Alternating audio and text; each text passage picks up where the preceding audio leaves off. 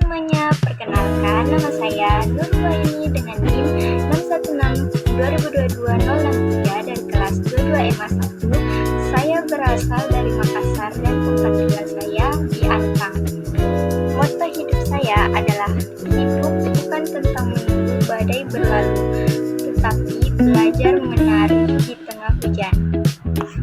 Moto ini menjadi pegangan saya dalam menjalani kehidupan sehari-hari, terutama saat menghadapi tantangan di dunia akademik dan lingkungan sosial. Pada kesempatan kali ini, saya akan membahas dua topik penting yang sangat berhubungan dengan dunia manajemen dan kehidupan organisasi, yaitu kepemimpinan dan perilaku organisasi.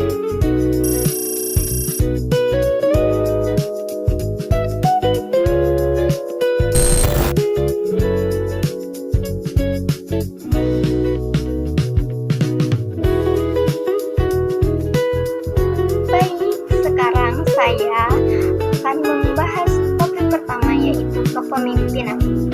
Kepemimpinan atau biasa juga kita sebut dengan leadership merupakan kemampuan seseorang untuk mempengaruhi, mengarahkan, dan memotivasi orang lain agar mencapai tujuan bersama.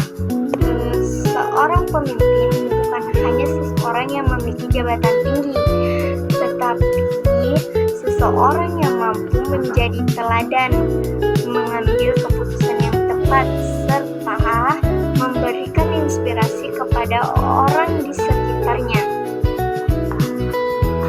Dalam konteks organisasi, kepemimpinan berperan penting dalam menciptakan suasana kerja yang produktif dan harmonis. Pemimpin yang baik tidak hanya memberikan perintah, tetapi juga mendengarkan aspirasi anggotanya. Gaya kepemimpinan bisa berbeda-beda loh. Misalnya, ada pemimpin yang bersifat otoriter, di mana semua keputusan ditentukan sendiri oleh pemimpin. Ada juga yang demokratis, di mana pemimpin melibatkan anggotanya dalam pengambilan keputusan. Di era modern seperti sekarang, gaya kepemimpinan yang paling efektif adalah kepemimpinan transformasional. Pemimpin dengan gaya ini mampu memberikan visi yang jelas, menginspirasi anggotanya untuk bermotivasi dan memotivasi mereka agar mau berkembang bersama. Contoh nyata dari kepemimpinan transformasional dapat kita lihat dari sosok seperti Soekarno yang berhasil membangkitkan semangat bangsa Indonesia melalui visi besar tentang kemerdekaan. Dari pembahasan ini, saya belajar bahwa kepemimpinan bukan hanya tentang memberi perintah, tetapi juga tentang bagaimana memengaruhi dan mengarahkan orang lain untuk mencapai tujuan bersama dengan semangat dan komitmen yang tinggi.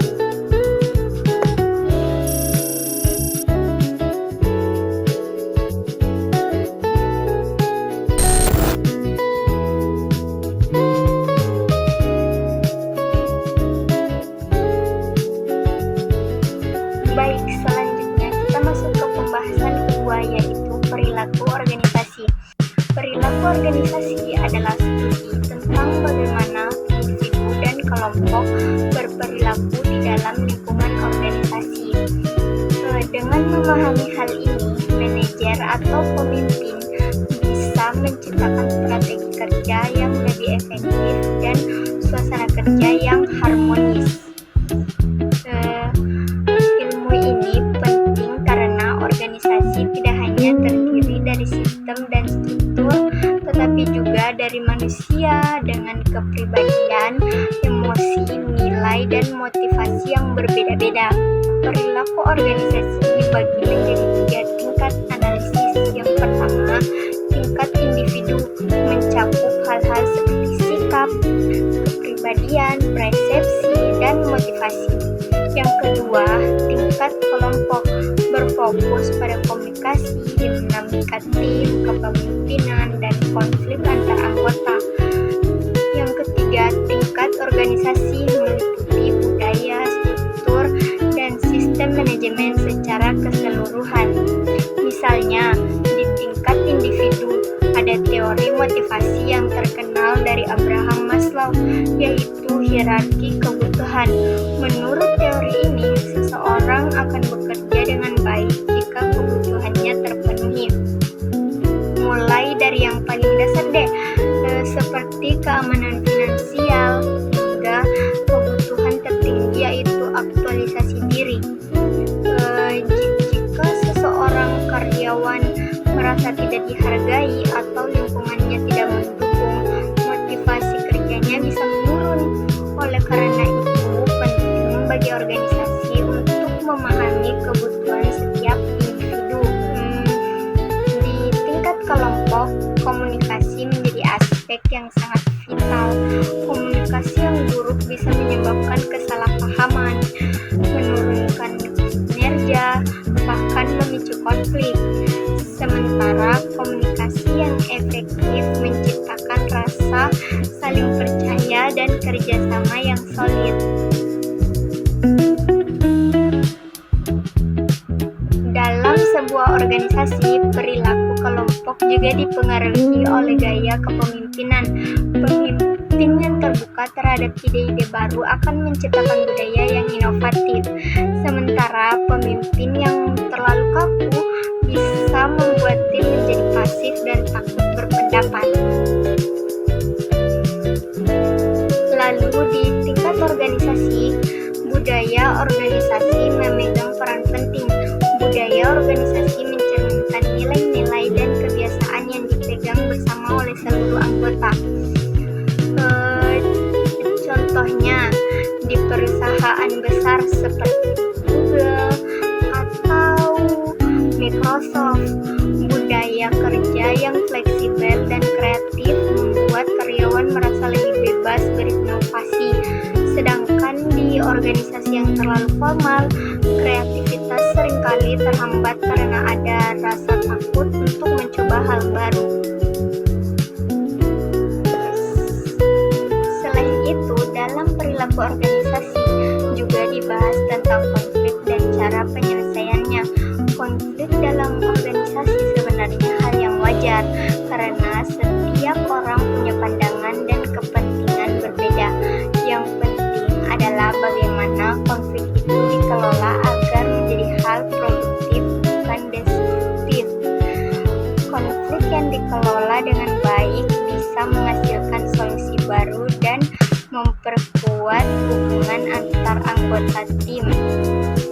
Dalam kehidupan sehari-hari pun, kita sudah menerapkan perilaku organisasi tanpa sadar. Misalnya, ketika kita mengerjakan tugas kelompok kuliah, kita membagi peran, berkomunikasi, menyelesaikan perbedaan pendapat, dan mencari solusi bersama. Semua itu adalah bentuk nyata penerapan perilaku organisasi. Jadi, bisa dibilang bahwa perilaku organisasi bukan hanya teori, tapi juga cerminan dari bagaimana kita bekerja sama, berkomunikasi, dan beradaptasi dengan orang lain dalam kehidupan nyata.